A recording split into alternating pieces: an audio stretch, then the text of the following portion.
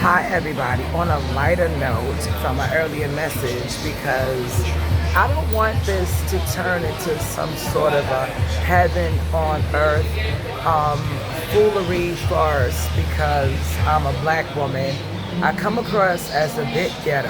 I know that. I was not like that, so I sound like I grew up in the hood, in the Bronx to be exact. And this message is going to be rather short, okay?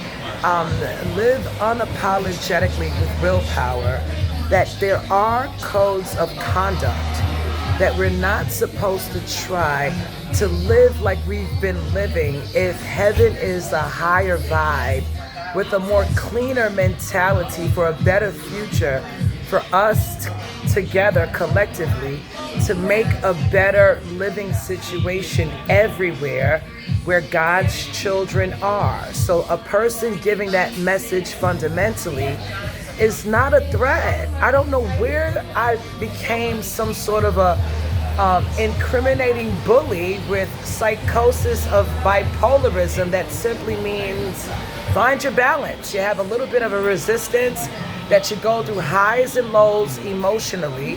Find your middle ground, Ebony. So if I had incentives with psychologists and psychiatrists that gave me medication to take the edge off of how stressful emotionally people like me could be, okay, that helped a little bit.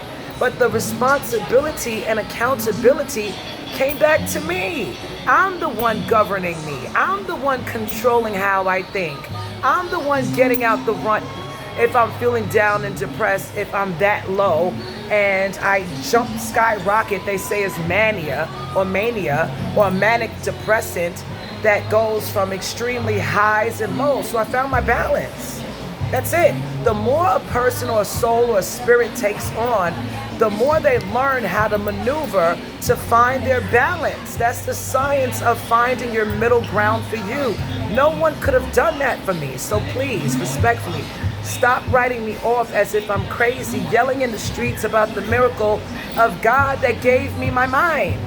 My God-given mind is to represent the prayers my mother prayed for me and any of my family to make sure that I was all right. So if I came to an epiphany through what Dr. York said to do some soul searching and ask God some real questions about you, and I'm out here preaching the gospel, spilling out the big perfection that God is omnisciently, then that's making me his servant to teach his children, let's get it together. Love more, heaven on earth. That's it. That's the message. It doesn't hurt. So please love me more. I'm a child of God, and so are you. White, tall, dark, skinny, fat, short, rich, poor, impaired, mentally ill, stressed, sick, diseased. I mean, that's not an excuse not to love. So if I know I exist as a soul or a spirit and I can't die because energy can't die, then what's the problem with the message of love more? I don't see how that's making me as a threat. So please, right, if you all see fit to do it, that's the consciousness of going to the gym and exercising, right? Reasonability that if you do feel down in the dumps and you feel muggy in your body, and that's a registering that something is coming up to the surface within you to heal, alchemize it. I feel like this right now.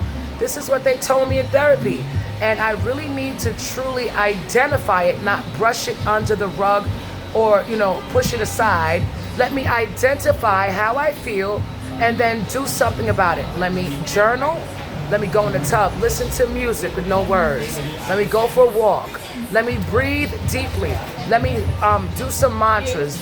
Let me do some repeats of whatever it is to calm me down and love me more. Let me pamper me. Let me forgive myself. Let me alchemize and say, you know what, this too shall pass. I feel this way right now, but you know what, this is gonna change. And do something about it, adults, respectfully. I can't live your life for you, but I know it worked for me. So I'm only advocating that I was that deeply depressed. Now look at me. I look beautiful. I take excellent care of myself. My mom has dementia, and she doesn't remember me. My father passed away, right? My son recently passed away too. So I'm in grief. So God was my remedy. So I'm out here preaching in the streets the gospel of Jesus Christ, that he led me to the Father, and he was right. And so that's why I'm so happy. My energy is very strong. It's loving. Energy doesn't lie. I'm consistent, and I love God. So that aligns with loving everybody omnipresently. That adds up. I'm very consistent, and I'm not a front.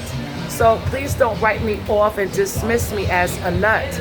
I'm genuine, and I'm true, whether black, woman, or not. My mother is partially white. She's a mutt. She's half white and half black.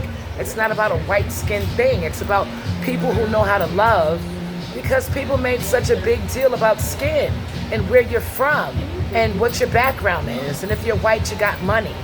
So that's why we're trying to get over those messages of people who still harbor that mentality. Let's get past it now. So I'm tired of the race card of you're over there and I'm over here. All right, we're all children of God, but we don't want to rub shoulders with you. So Anunnaki are stingy? Come on, people, get it together. We're tired of preaching to the gospel and not seeing no real fundamental changes, with people coming up to me and saying, you know, Ebony, since you have a huge following and everybody reads your videos and watches you and wants to hear from you, let me give you a business deal. Do this commercial for us and let's put you to the test and see how much business your big mouth can make for us, so that we can really start putting you on the TV screens and making some real bread, that if you have that much influence that you're eating right now at you know where, if anybody can recognize this place for advertisement on what, YouTube? I mean, like, let's promote business with people to make money to eat and feed their family. Big bills. If you're in business, you got expenses out the wazoo. So let's get it together, right? Each one teach one, right? And one hand washes the other. We need consumers in a capitalistic system that deals with finances for business, that makes the money go around the world, right? And money makes the world go round.